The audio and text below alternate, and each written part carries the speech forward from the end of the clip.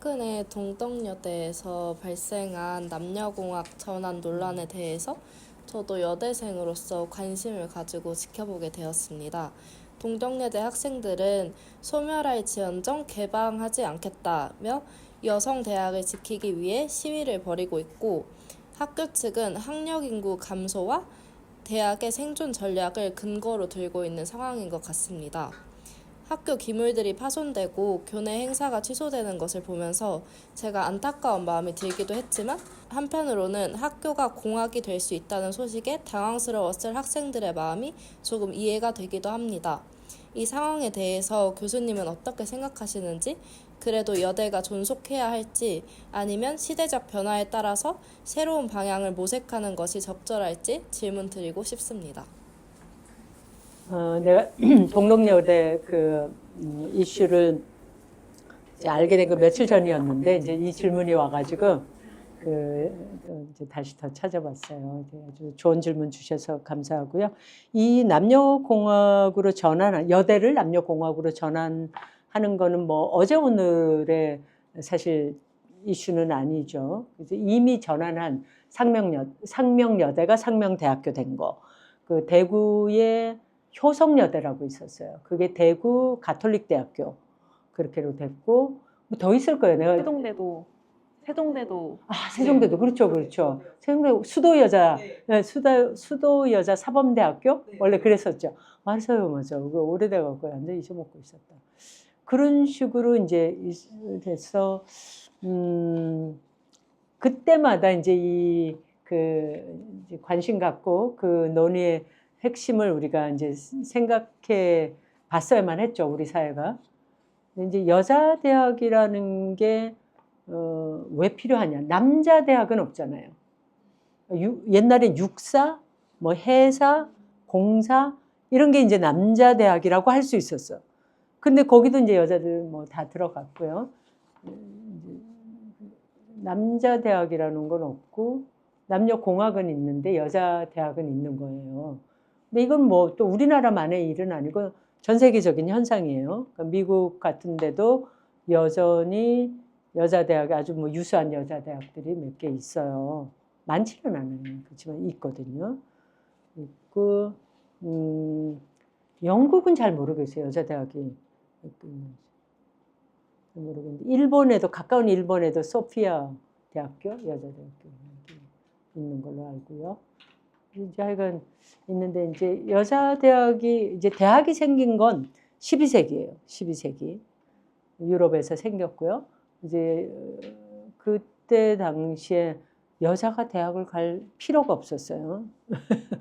사회적으로 여자가 대학을 갈 필요가 없었어요. 여자들은 거의 학교를 다니지 못했어요. 이제 여자들 중에서 학교를 갈 수 있는 사람들은 그 수녀원에 원장하셨던 수도원 학교 그런 이제 수녀원에 가서 공부한 그런 이제 학교를 다니셨던 거지, 이런 뭐 공식적인 학교를 다니시지 않았어요. 다닐 필요가 없어요. 사회적으로 아무것도 어차피 못할 건데, 그러니까 필요가 없어요. 굉장히 어떻게 생각하면 편하죠. 단순한 세상이었어요. 그런 면에서는.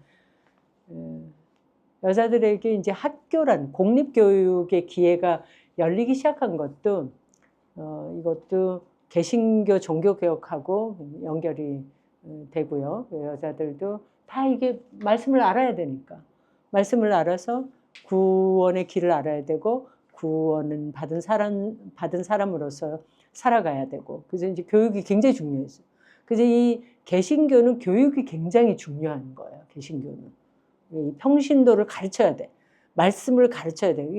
이거는 가톨릭하고 좀 차이, 지금은 아니에요.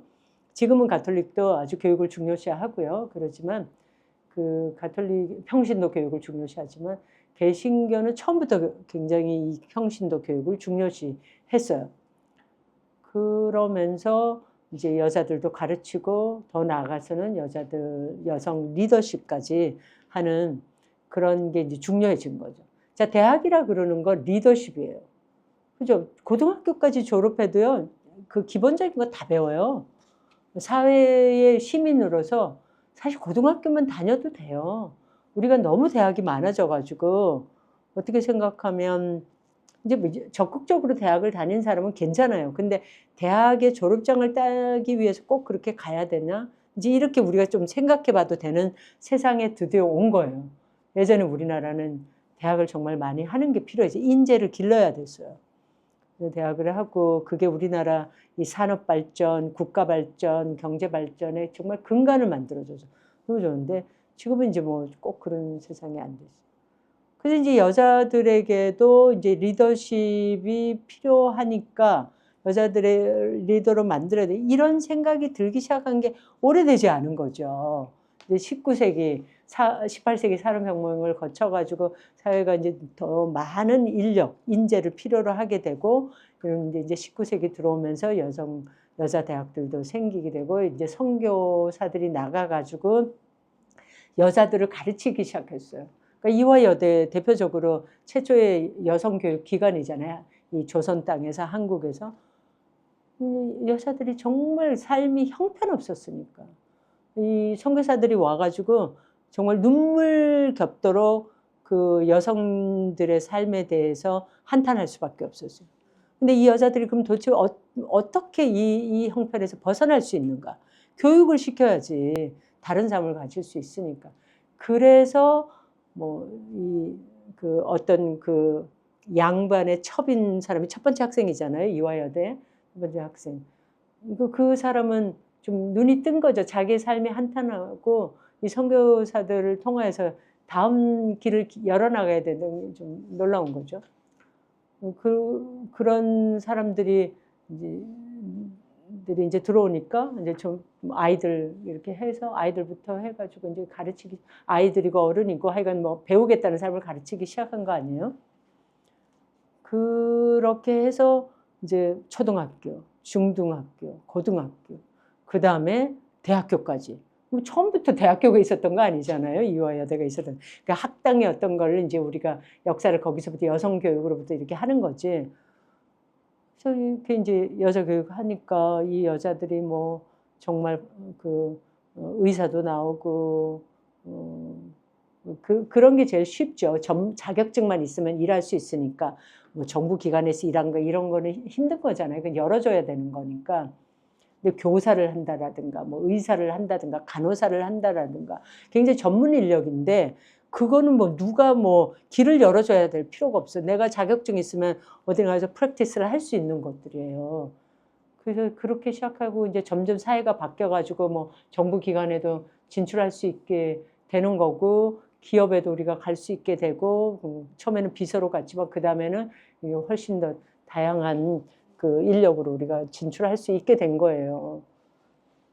그래서 이제 대학이 필요로 하고 여성 교육이 굉장히 중요했어요. 그리고 남자들은 집에서 다 교육을 시키려고 그래요. 그죠?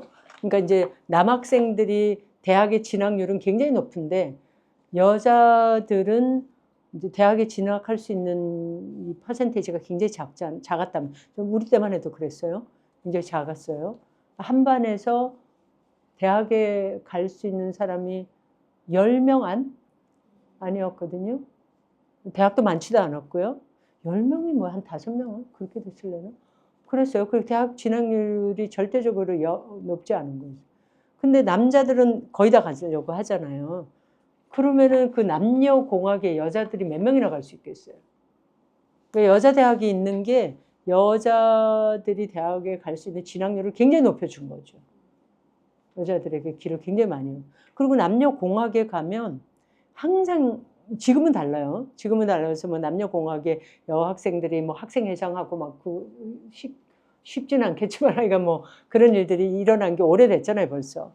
그렇게 됐는데 그때만 해도 이제 그런 건 아니니까 남녀공학에 가서는 굉장히 이제 여학생들이 소수니까 한두 명, 과에서 한두 명, 또 뭐 공대 이런 데는 아예 없어. 그러니까 오랫동안 없었죠. 그러니까는 이제 뭐 여학생들이 항상 주눅들어서 리더십을 발휘할 기회가 없어요. 근데 이제 여자 대학에 오면 다 해야 되잖아요. 그러니까 뭐 학생회장부터 다 하고 또 뭐 물건 옮기는 것도 우리가 다 하고 굉장히 이게 힘이 생겨. 자립력이 생기는 거. 그러니까 어디 가도 좀 어디 가도 취직만 시켜주면 여대생들이 일을 잘한 거예요. 여대 졸업생들이 일을 잘한 거예요. 그러니까 취업률이 높아지고. 뭐 이렇게도 된 거죠. 그러니까 뭐 이제 그래가지고 이제 여자 대학의 그 효과가 좋았어요. 기능이 있었어요. 역할이 있었어요. 근데 지금은 이제 남자 여자 뭐 할 거 없이 다 대학을 가고, 솔직히 이제 뭐 고등학교까지 내신은 여자가 더 좋잖아요. 그렇지 않아요? 남자애들 노느라고, 그죠? 그놈의 호르몬 때문에, 아니 남자들이 하는 말이에요 이게. 그놈의 호르몬 때문에 이게 차근하게 이게 그걸 잘 못해. 내신을 잘 못해. 엄마들이 되게 억울해하고 그러더라고. 어쨌든 뭐 그래가지고 뭐 이런저런 이유로 내신이 좀 약하죠. 뭐 꼭 남자들이 머리가 나쁜 거 뭐 그런 것도 절대로 아니잖아요. 여자들이 더 꼼꼼하고 그런 것들이 이제 좀 빛을 발할 수 있는 교육, 이 시험 제도가 마련된 거죠. 그냥 시험만 봐가지고 해서 하던 때도 있었잖아요. 수능으로 뭐 예비고사 점수 갖고 다 대학 가던 때도 있었는데, 그런 게 아니라 내신하고 이렇게 균형을 이뤄주니까 여자들이 훨씬 더 유리하게 된 경우도 많아진 거예요. 이제 하여간 이렇게 되니까 여자들이 뭐 다 같이 갈 수 있는데, 남녀공학이고 어디고 못 갈 데가 없는데 여자 대학이 있어야 되니, 이게 정말 나올 만하죠. 저는 뭐 그 교육 행정을 총장했던 사람으로서 총장하게 되면 정말 굉장히 실제적인 그걸 안 따질 수가 없거든요. 돈이 없으면 학교 운영 못 하잖아요. 그리고 학교에 이제 졸업생들이 여자들이 사회 진출하는 것보다 남자들은 뭐 어쨌든 다 사회 진출하는데 여자들은 하기도 하고 안 하기도 하잖아요. 그러니까 기부금 이런 것도 남자 졸업생들이 더 많이 한단 말이에요. 이런 걸 학교로서는 안 따질 수가 솔직히 없는 거예요. 그래서 고민이 이해가 돼요. 저는 너무 고민이 이해가 되고, 근데 구성원들하고 좀 더 이렇게 이해를 하고, 그러나 뭐 여성 교육기관으로서 했던 중요한 그런 역할들에 대해서 우리가 이런 방식으로 이거를 뭐 박물관과 뭐 이런 거를 해서 잘 남기겠다. 그러나 학교의 발전을 위해서 또 이게 학력 인구도 줄어들고 이런 한국의 대학의 상황에서 정말 어렵다라고 이제 이렇게 얘기하면서 대화를 통해서 이걸 좀 더 풀어갔으면 좋지 않았을까라는 생각은 들더라고요. 근데 저는 이제 학교 그 행정하는 사람들의 입장을 정말 이해할 수밖에 없다라고 제 개인적으로는 솔직히 얘기 드릴 수밖에 없고요. 근데 학생들의 대처에서 너무 아쉬웠던 거는 왜 그렇게 폭력적으로 하는지는 좀 이해는 안 됐어요. 그렇게밖에 할 수 없나. 더구나 이렇게 정말 지성인 대학 사회에서 뭐 해놓은 거 보니까 뭐 그런 사진만 보여줘서 그런지 모르겠지만 너무 좀 심각하게 훼손시켰더라고요. 그리고 학교가 추정한 거긴 하지만 학교의 피해액이 몇십억이더라고요. 너무 놀랐어요. 어떻게 그렇게까지 그렇게까지 해야 됐었나. 좀 더 대화의 창구를 마련하고 뭐 좀 진짜 평화 시위를 해야지 그 여대의 가치를 더욱 높이는 거 아닌가. 그런 생각이 좀 들어서 그 점은 저는 굉장히 아쉽더라고요. 그래서 이제 뭐 양면적입니다. 저도 여대 출신 아닙니까? 여대 출신이고 여대 출신의 덕을 너무 많이 본 사람이에요. 지금 이런 걸 할 수 있었던 것도 제가 여대 출신이었기 때문에 이제 이런 생각과 이런 관심과 또 제가 여기까지 뭐 정말 총장까지 할 수 있었던 그런 거에는 제 앞에 가신 그런 그 여대에서 여성 총장도 보고 뭐 교수님들 그런 롤 모델이 있었기 때문에 제가 여기까지 왔을 거예요. 그래서 저는 굉장히 빚진 사람이에요. 굉장히 빚진 사람으로서 여대의 가치를 매우 높이 삽니다. 중요하게 생각하면서 동시에 사회가 굉장히 많이 변화하고 있는데 그런 역사적인 가치는 보존하면서도 또 건설적으로 갈 수 있지 않는가. 그런 생각도 동시에 우리가 열려 있어야 하는 거 아닌가라는 생각을 뭐 개인적으로는 솔직하게 할 수밖에 없다. 그렇게 말씀드리고 싶어요. 네. 너무나 감사합니다. 아, 이것도 저희 대답을 들으면서 들었던 생각이 이번에 그 사태에서 여성의당에서 네, 그런 정치적 집단도 같이 했다고 하더라고요. 네, 이거에 대해서는 네, 어떻게 바라봐야 될지. 그래서 네, 총학생 회장은 아니었다고 하는데 이미 사진으로 증거가 다 남은 거예요. 그러니까 외부 세력의 개입. 네. 그러니까 그렇게 폭력적으로 갈 수 있기까지는 좀 뭔가가 있을 수도 있다는 생각은 했는데 뭐 언제나 내부의 일을 바깥에 이제 자문을 구할 수 있지만 그러니까 구성원 뭐 어쨌든 그건 구성원들의 책임이에요. 저는 1차적으로 외부가 아무리 세도 구성원들이 단단하게 정말 이거 우리의 문제이고 우리 학교의 문제고 우리 역사의 문제이고 그리고 또 발전의 문제이고 그죠? 이제 이 학교가 계속 남을 수 있고 더 발전할 수 있고 그걸 위해서 무엇을 우리가 할 수 있겠는가 라는 거를 정말 허심탄회하게 생각해 볼 때 외부의 자문을 구할 수 있지만 외부를 따르면 안 되죠. 우리 일인데 정말 우리가 자립해야죠. 자립하고 자치하고 자족하는 이 삼자 원리가 정말 중요하죠. 이럴 때.